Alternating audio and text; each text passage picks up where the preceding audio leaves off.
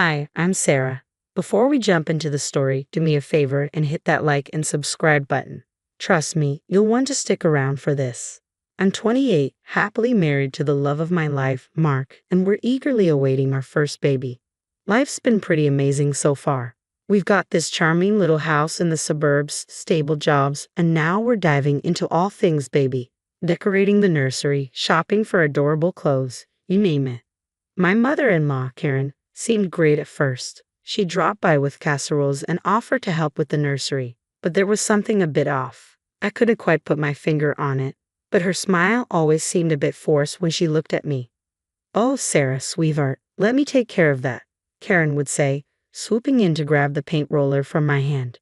"We wouldn't want you to overexert yourself, now would we?"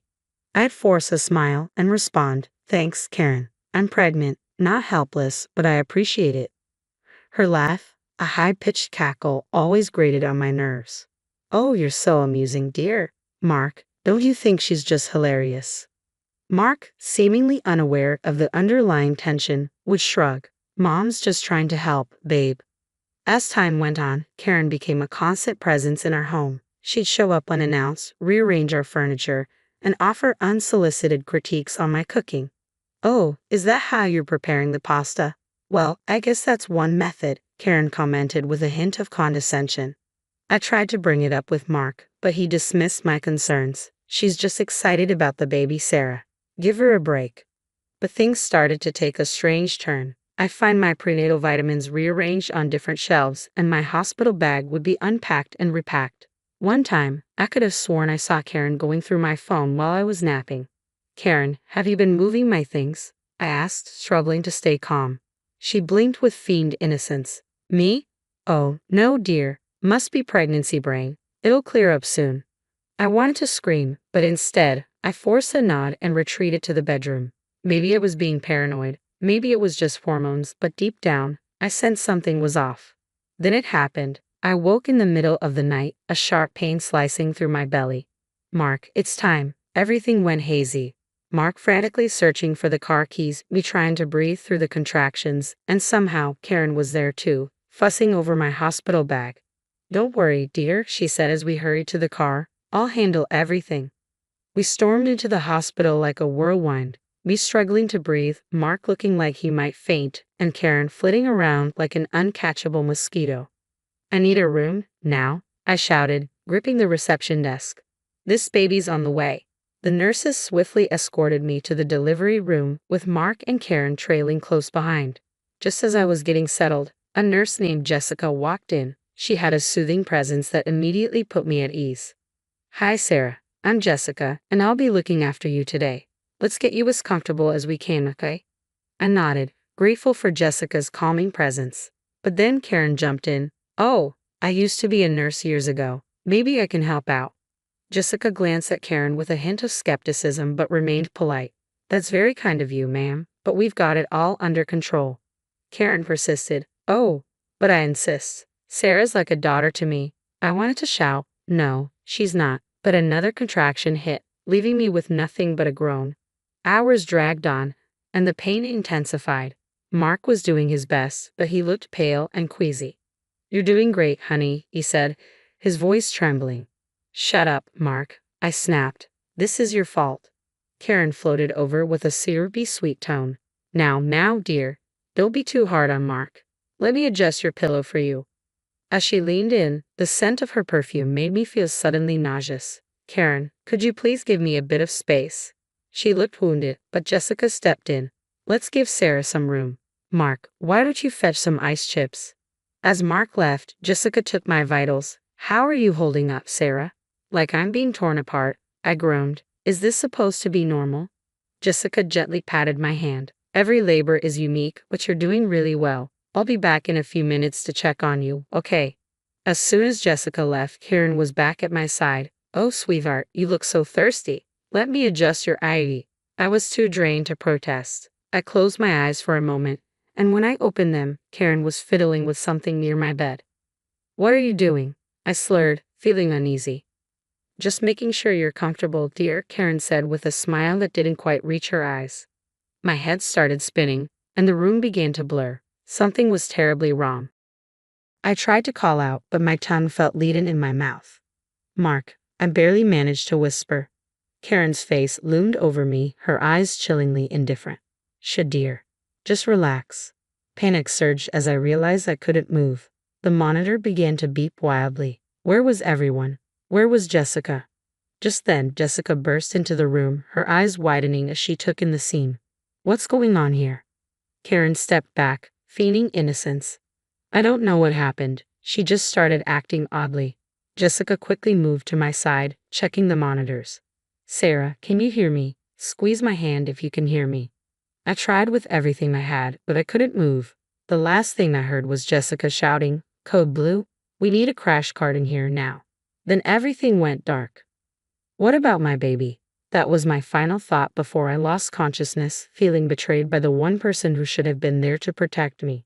I came to feeling like I'd been hit by a truck. The room was spinning, and though I could hear voices, they sounded distant. I tried to open my eyes, but they felt as if they were glued shut. She's coming around.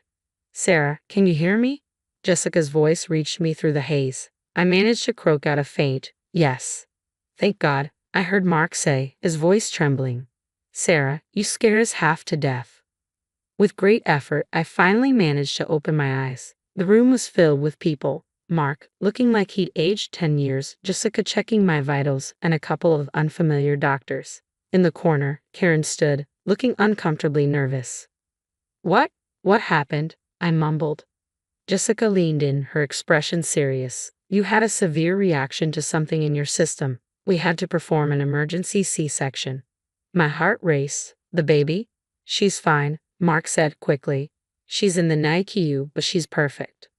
I exhaled a breath I hadn't realized I was holding. She? Mark nodded, tears welling in his eyes. We have a daughter, Sarah. I wanted to feel elated, but a nagging concern lingered. But what about me? Jessica exchanged a glance with one of the doctors. We're still investigating. Your blood work revealed dangerously high levels of medication that shouldn't have been in your system.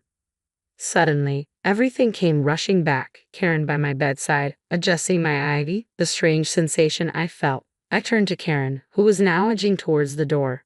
It was you, I said, my voice firmer. You tampered with my IV? The room fell into stunned silence. Mark stared at his mother in disbelief. Mom?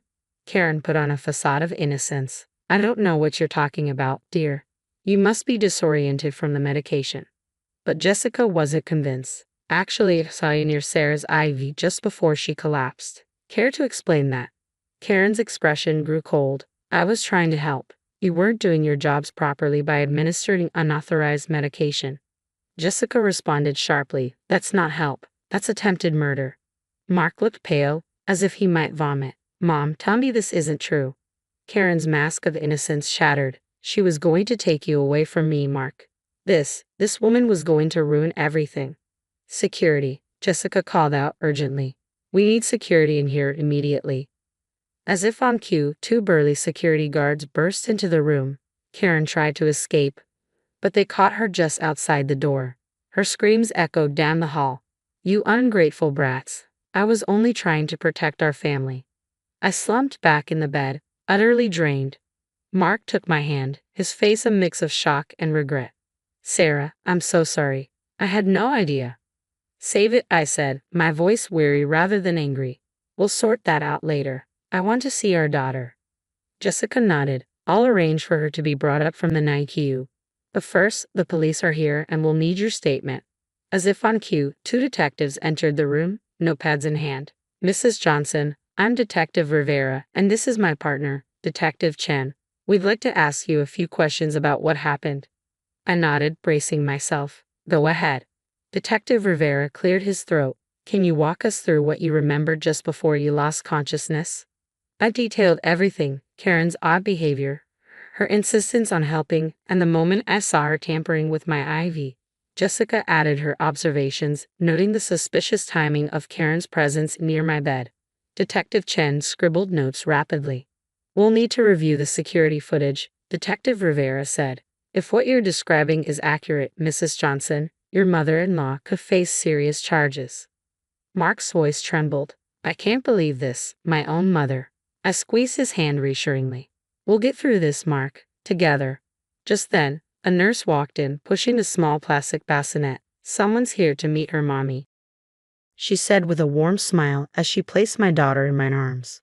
All the pain and fear of the past few hours seemed to vanish.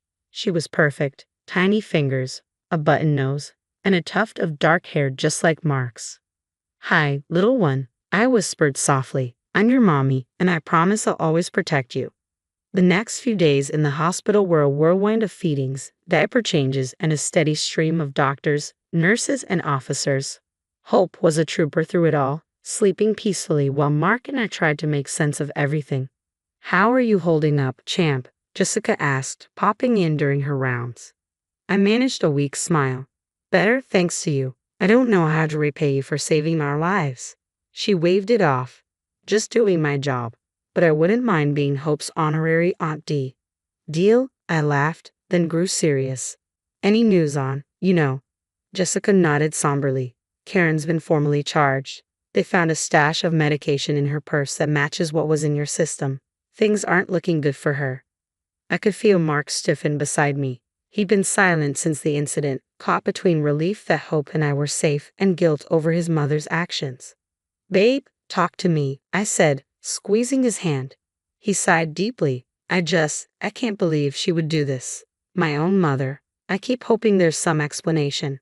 There isn't," I said firmly. "She tried to kill me and our baby Mark. There's no coming back from that." He nodded, his expression resolute. "Right. I've decided to cut all ties with her. No visits, no calls, nothing." "You sure?" I asked, surprised by his determination. "Damn straight," he replied. "You and Hope are my family now. That's all that matters." Just then, Detective Rivera walked in. "Mrs. Johnson, Mr. Johnson, sorry to interrupt. We have an update on the case." We listened as he explained. The security footage was incriminating, clearly showing Karen tampering with my IV. They also discovered a journal in her home filled with rants about me, accusing me of stealing her son, and detailing plans to fix the situation. "Jesus," Mark muttered, looking pale. "Attempted murder, among other charges. With the evidence we have, she'll likely be facing a lengthy prison sentence," Rivera continued. I nodded, a mix of relief and sadness washing over me. "Thank you, Detective." After Detective Rivera left, Jessica returned with some papers. "Good news, you're clear for discharge. Ready to take this little munchkin home." As we packed up, the hospital administrator stopped by. "Mrs. Johnson, on behalf of the hospital, I want to apologize for what happened. We're implementing new security measures to ensure nothing like this ever happens again." I appreciated the gesture, but my main focus was on getting out of there. Finally, we arrived home. As I gently placed Hope in her crib, Mark wrapped his arms around me from behind. "We made it," he whispered. I leaned back into him. "Yeah, we did." We stood there for a while, just watching our daughter sleep. It was serene, but I couldn't shake the uneasy feeling gnawing at me. "Mark," I said softly, "I need to ask you something, and I need you to be honest." He turned to face me, his expression serious. "Anything." I took a deep breath. Did you have any idea what your mom was capable of?" His face fell. "Sarah, I swear, if I had even the slightest hint, I would have kept her far away from us. I was completely blind, and I'm so sorry for that." I searched his eyes and saw only honesty and regret. "Okay," I nodded. "I believe you." He pulled me close, his voice soft but full of conviction. "I love you, Sarah. You and Hope are my everything. We're going to get through this." "Yeah," I said, feeling a new strength rising within me. "We're going to be more than okay." "So, here's a question for you. If you were in Mark's shoes, could you ever forgive your mother for something as unforgivable as trying to harm your wife and unborn child? Or would you cut ties completely like he did? It's a tough one, isn't it?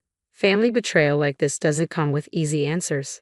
If this story had you hooked, don't forget to hit that like button and subscribe for more stories that dive deep into the complexities of life. Your support helps us keep bringing you content that resonates. Thanks for tuning in, and I'll see you in the next one.